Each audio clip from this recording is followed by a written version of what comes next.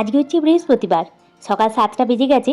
যেটা কাজকর্ম ছিল মানে বাসি কাজ, ঘর মোছা, ঝাড় দেওয়া, টুকটাক বাসন ছিল সেগুলো ধোয়া, সব কিছু সেরে গাছটা একটু জল দিয়ে এলাম। ওটা হচ্ছে মিষ্টি কামরাঙা, জানো তো, নতুন ফুল ধরছে দেখছি। কামরাঙার ফুল আমি আগে কখনো দেখিনি, এই প্রথম আমি দেখছি। মিষ্টি কামরাঙা বলে এনেছে, এবার জানি না এটা টক হবে কিনা। এবার ঝটপট করে রান্নাঘরে একটুখানি হরলিক্স চা সব রেডি করছি, তারপর রান্নাটা বসাবো। একটুখানি চাটা দাঁড়িয়ে দাঁড়িয়ে খাবো, রান্না বসিয়ে ডাল ভাত ওইদিকে চাপিয়ে দিয়েছি, তারপরেই চাটা ছাড়তে শুরু করেছি।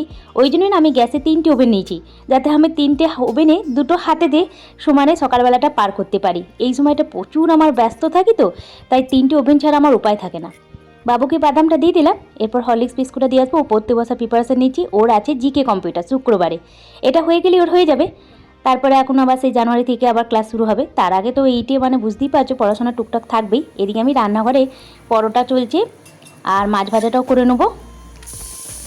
তার আগে বলি হাই, আমি Munmun, welcome back to my channel. আশা করি যে যেখানে আছে ভালো আছে, সুস্থ হবে, বড় নামা কোনায় নেবেন, ছোটোটা আমার ভালোবাসা নিও। চলো আজকের এই বৃহস্পতিবারে ছোট্ট একটা ব্লগ তোমাদের সঙ্গে শেয়ার করি।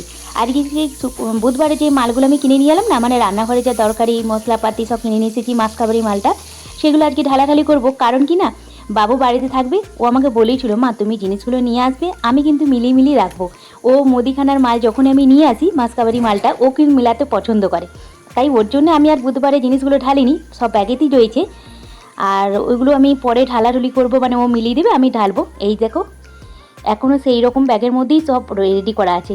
ও বলেছে মা আমি পড়াটা করে নিই, জিকেটা করে নিই, তারপর আমি তোমার এটা সব মিলিয়ে দেবো, তুমি গুছ করে ঢুকিয়ে নেবে। ঠিক আছে নাও। কিছুটা মাছ আমি 3টে মাছ ভেজে নিলাম, বাকি মাছগুলো ডিপ ফ্রিজে রেখে দিলাম।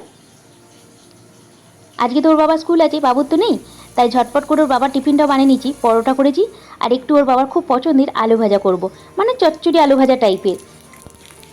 ফুলকপির তরকারি নাহলে তরকা ডাল এগুলো দিই, পরোটাটাই দিই, শীতকাল তো অল্প তেলে পরোটাগুলো সেঁকে দিই। আর রুটিটা দিলে একটু শক্ত হয়ে যায় বলে মাঝে মাঝে রুটিও দিই, তবে মাঝে মাঝে আবার এই পরোটাটাই এখন শীতকালটা বেশি নিয়ে যাচ্ছে। জিরে ফোড়ন, শুকনো লঙ্কা ফোড়ন দিয়ে একটু আলুগুলোকে এরকম লম্বা লম্বা কেটে একটু ভেজে নেবো। নুন হলুদ লঙ্কা গুঁড়ো দেবো। আলু ভাজাটা অনেক দিন পর দিয়েছি, বাবুও খেতে পছন্দ করে, যেহেতু বাবু বাড়িতে আছেন একটু পরোটাটা বেশি করে করেছি। বাবুকে দুটো পরোটা আলু ভাজা একটা ডিম সেদ্ধ দিয়ে আসবো, তাহলে ওর ব্রেকফাস্টে হয়ে যাবে। তারপর ওর বাবা চলে যাওয়ার পর আমি আজকে বৃহস্পতিবারে পুজো টুজো করার পর মা বাটাতে আবার খেয়ে নেবো। ভাতগুলো ঠান্ডা হয়ে যাবে, তাই চেষ্টা করছি তাড়াতাড়ি সব কিছু কাজকর্ম রান্নাবান্না সেরে নিয়ে ওর বাবা চলে গেলে স্নান টান সেরে আমি পুজোটা করে নেবো, নাহলে দেরি হয়ে যাবে তো, ভাতগুলো ঠান্ডা হয়ে যাবে। দেখো বাবু পড়ছে, জিকে কম্পিউটার তো অতটা চাপ নেই বলে হেলে দুলে ওর মানে চলছে পড়াটা। আলুটাকে একটু লবণ হলুদ লঙ্কা গুঁড়ো দিয়ে একটু ভেজে নিলাম, তারপরে একটু জল দিয়ে দিলাম। সময়টা আর বেশি নেই, 9টা বেজে গেছে। শেষের দিকেই ঝোলটা চলছে, মাছের ঝোলটা, আর এইদিকে একটুখানি আলু ভাজাটা করছি।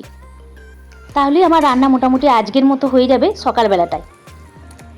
সকালে রান্নাটা হয়ে গেলে তারপর বাবুর যখন থাকবে, বাবুর জন্য একটা হালকা কিছু টিফিন বানিয়ে দেবো।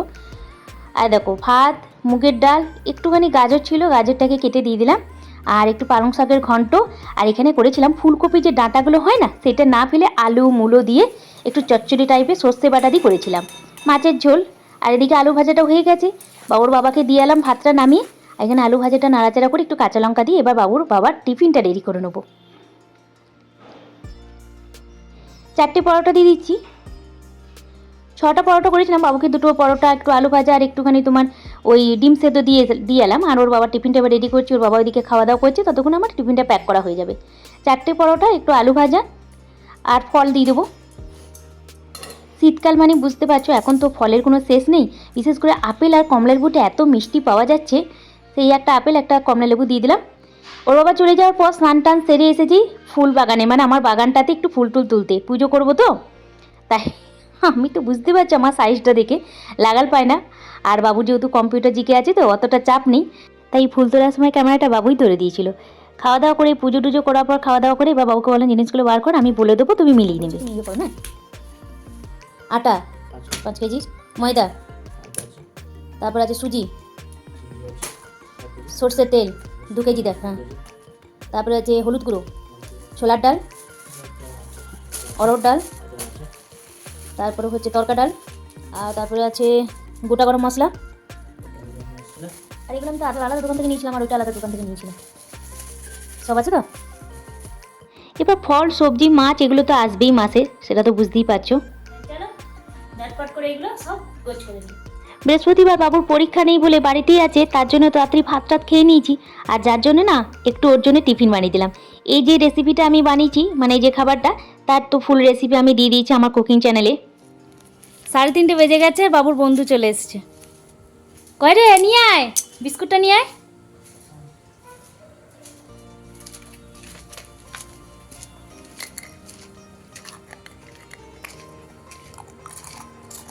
বাবুর এখন এটা প্রত্যেক দিনের কাজ হয়ে গেছে বিকালবেলা। এখন যেহেতু বাবুর বাবা স্কুলেতে পরীক্ষা চলছে, তাড়াতাড়ি ছুটি হয়ে যাচ্ছে, 3:30 মধ্যে চলে এসেছে। চলো তাহলে আজকের ভিডিওটা এখানে শেষ করছি। ভালো থেকো, সুস্থ থেকো, ভালো লাগলে লাইক সাবস্ক্রাইব।